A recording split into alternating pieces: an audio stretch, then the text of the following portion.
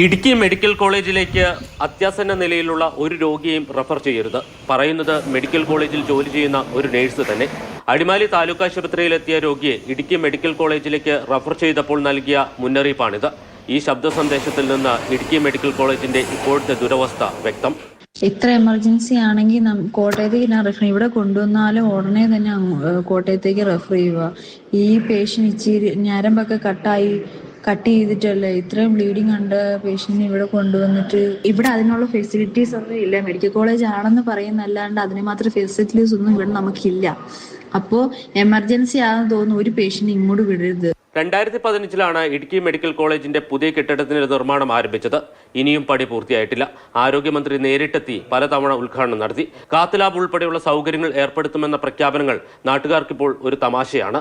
6 തിയേറ്ററുകളുള്ള operation theatre കോംപ്ലക്സിന്റെ സ്ഥിതി പരിതാപകരം. ജില്ലാ ആശുപത്രിയുടെ പഴയ കെട്ടിടത്തിലുള്ള ഒരു ഓപ്പറേഷൻ തിയേറ്ററിലാണ് ഇപ്പോൾ ശസ്ത്രക്രിയകളെല്ലാം നടക്കുന്നത്. തടസ്സമില്ലാതെ വൈദ്യുതി എത്തിക്കാൻ 11 kV സബ്സ്റ്റേഷൻ സ്ഥാപിക്കാൻ വാങ്ങിവെച്ച ട്രാൻസ്ഫോമർ കാലപ്പഴക്കം മൂലം തകരാറിലാണ്. ഇത് നന്നാക്കാനായി കൊണ്ടുപോയിരിക്കുകയാണ്. മെഡിക്കൽ കോളേജിലേക്ക് എത്താൻ ഒരു നല്ല റോഡ് പോലുമില്ല. റോഡിനായി 16 കോടി രൂപ അനുവദിച്ചപ്പോൾ 22 കോടിയുടെ പുതിയ എസ്റ്റിമേറ്റ് കിറ്റ്കോ നൽകിയതോടെ പ്രതിസന്ധിയിലായി. കിറ്റ്കോയും ആരോഗ്യവകുപ്പിന്റെ ടെക്നിക്കൽ കമ്മിറ്റിയും തമ്മിലുള്ള തർക്കമാണ് പ്രശ്നങ്ങൾക്കെല്ലാം കാരണം. എല്ലാം ശരിയാക്കുമെന്ന് മന്ത്രിമാർ ആവർത്തിക്കുമ്പോഴും ഇടുക്കി മെഡിക്കൽ കോളേജിൽ ഒന്നും ശരിയാകുന്നില്ല. മാതൃഭൂമി ന്യൂസ്, ഇടുക്കി.